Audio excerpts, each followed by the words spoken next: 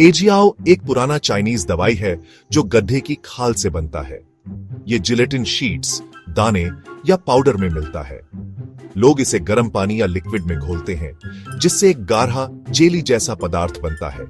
एजियाओ चीन में सदियों से इस्तेमाल होता आ रहा है, हजारों साल पुराना है। पारंपरिक चीनी चिकित्सा करने वाले मानते हैं कि एजियाओ खून को बढ़ाता है और सेहत को अच्छा करता है।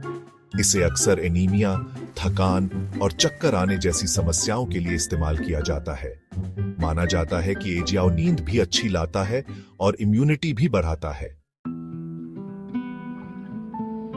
किंग राजवंश के दौरान एजियाओ बहुत कीमती हो गया था। इसे एक लग्जरी चीज भी माना जाता था। बादशाह और अमीर लोग एजियाओ को अपनी डाइट और सेहत के लिए इस्तेमाल करते थे। किंग राजवंश के राज दरबार के वैद्यों ने एजियाओ के फायदों को लिखा, जिससे इसकी खासियत और भी रच गई। एजियाओ से जुड़ा एक खास नाम है महारानी डोवगर सिक्सी, जिन्होंने लगभग आधी सदी तक चीन पर राज किया। ऐतिहासिक बातें बताती हैं कि वो अपनी सेहत और ताकत बनाए रखने के लिए नियमित रूप से एजियाओ खाती थी। इस शाही पसंद ने एजियाओ को बहुत लोकप्रिय बना दिया। पारंपरिक चीनी चिकित्सा एजियाओ को खून के लिए बहुत अच्छा टॉनिक मानती है। यह एक प्रकार का जिलेटिन है जो गड्ढे की खाल से बनाया जाता है और इसे सदियों से उपयोग किया जा रहा है। माना जाता है कि यह खून की कमी को पूरा करता है, ब्लड सर्कुलेशन सुधारता है और शरीर को ऊर्जा प्रदान करता है और एनीमिया का इलाज करता है। यह खून की गुणवत्ता को भी बेहतर बनाता है। खास तौर पर महिलाओं को पीरियड्स की गड़बड़ी, मासिक धर्म के दौरान दर्द, बच्चे के जन्म के बाद ठीक होने और प्रसवोत्तर स्वास्थ्य के लिए एजियाओ खाने की सलाह दी जाती है। और मेनोपॉज के लक्षणों के लिए एजियाओ खाने की सलाह दी जाती है। यह हड्डियों की मजबूती में भी सहायक हो सकता है। कहा जाता है कि एजियाओ कोलेजन भी बढ़ाता है, जिससे त्वचा अच्छी होती है और बाल भी मजबूत होते हैं, जिससे त्वचा अच्छी होती है। यह त्वचा को नमी प्रदान करता है और उसे चमकदार बनाता है।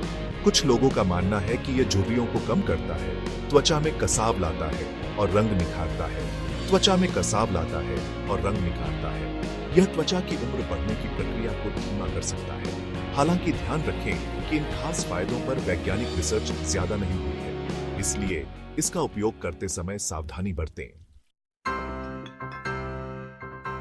भाग 4, आजकल का इस्तेमाल और आर्थिक असर। चीन में एजियाओ की बढ़ती लोकप्रियता। आज के चीन में भी एजियाओ लोकप्रिय है, जहां पुराने नुस्खों का खास सांस्कृतिक महत्व है।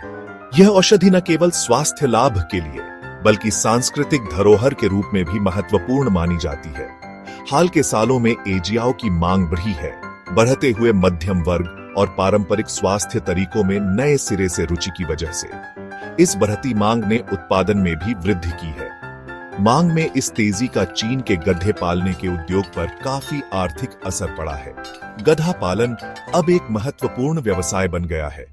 एजियाओ की बढ़ती मांग ने गधों की संख्या को लेकर भी चिंता बढ़ा दी है। गधों की खाल की मांग ने उनके संरक्षण पर सवाल खड़े कर दिए हैं। चीन, जो कभी दुनिया का सबसे बड़ा गधा उत्पादक देश था, वहां गधों की संख्या में भारी गिरावट आई है।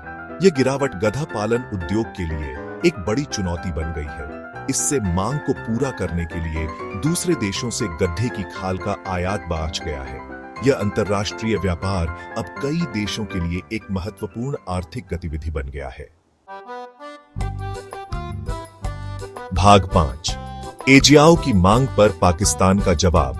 आर्थिक मौका और नैतिक चिंताएं। आर्थिक चुनौतियों का सामना कर रहे पाकिस्तान ने एजियाओ बाजार की कमाई की क्षमता को पहचाना है। देश की आर्थिक स्थिति को सुधारने के लिए यह एक महत्वपूर्ण अवसर के रूप में देखा जा रहा है। देश में गधों की संख्या में तेजी से वृद्धि हुई है, जिससे यह एजियाओ उत्पादकों के लिए एक आकर्षक स्रोत बन गया है। गधों की बढ़ती संख्या ने इस उद्योग को और भी महत्वपूर्ण बना दिया है। पाकिस्तान ने खास तौर पर चीन को गधे की खाल निर्यात करने के लिए गधे के फार्म और प्रोसेसिंग की सुविधाएं बनाई हैं। यह निर्यात देश के लिए एक महत्वपूर्ण राजस्व स्रोत बन गया है। हालांकि इस व्यापार ने नैतिक चिंताओं को जन्म दिया है।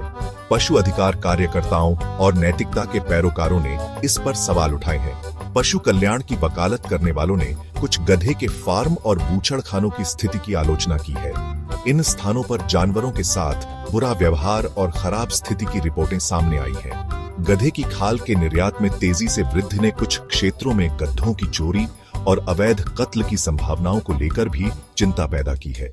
यह एक गंभीर समस्या बनती जा रही है।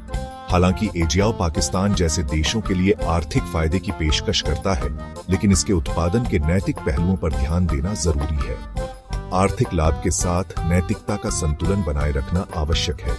जानवरों के साथ अच्छा व्यवहार और टिकाऊ खेती के तरीके इस उद्योग के लंबे समय तक चलने के लिए जरूरी हैं। यह न केवल नैतिक दृष्टिकोण से सही है, बल्कि उद्योग की स्थिरता के लिए भी महत्वपूर्ण है। कोलेजन के दूसरे स्रोतों और एजियाओ के संभावित सिंथेटिक विकल्पों पर और रिसर्च करने से गधों की संख्या पर दबाव कम करने और नैतिक चिंताओं को दूर करने में मदद मिल सकती है। यह शोध उद्योग के भविष्य के लिए महत्वपूर्ण हो सकता है।